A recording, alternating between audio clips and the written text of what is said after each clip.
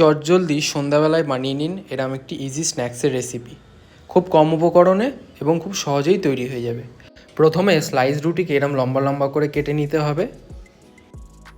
এবার একটা লো হিটেড প্যানে বাটার দিয়ে গ্রিস করে নিতে হবে। প্যানটা গ্রিস করা হয়ে গেছে, এবার রুটিগুলোকে প্যানের মধ্যে সাজিয়ে নিতে হবে।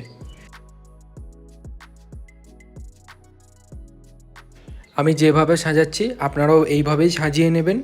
এবার আমি ডিমের একটা মিশ্রণ তৈরি করে নেব। এখানে আমি 3টে ডিম নিয়েছি।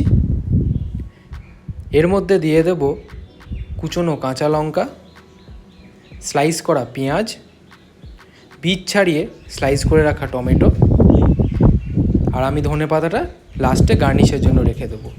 এবার এতে দেবো স্বাদ মতো লবণ, দিয়ে খুব ভালোভাবে সব কিছুকে একসাথে মিশিয়ে নেব। মিশ্রণটা প্যানে সাজানো রুটির উপরে ঢেলে দিয়ে ঢাকনা দিয়ে 2 মিনিট লো ফ্লেমে কুক করে নেব। 1 মিনিটের মাথায় ঢাকনাটা সরিয়ে ওপর থেকে একটু বাটার দিয়ে দিতে হবে, এতে স্বাদটা খুব ভালো হয়। আবার ঢাকনা দিয়ে অপেক্ষা করব আরও 1 মিনিট। ঢাকনাটা সরিয়ে নিয়েছি, এক পিঠ খুব ভালোভাবে হয়ে গেছে। এবার অপর পিঠটা ভাজার জন্য একটা থালা নিয়ে এইভাবে উল্টে নিতে হবে, দিয়ে এটাকে এইভাবে প্যানের মধ্যে আবার ট্রান্সফার করে দিতে হবে।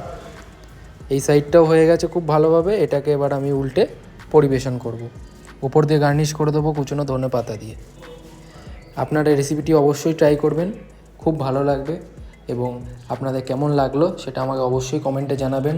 আমাদের চ্যানেলটিকে লাইক, শেয়ার এবং সাবস্ক্রাইব করবেন এবং আমাদের পাশে থাকবেন।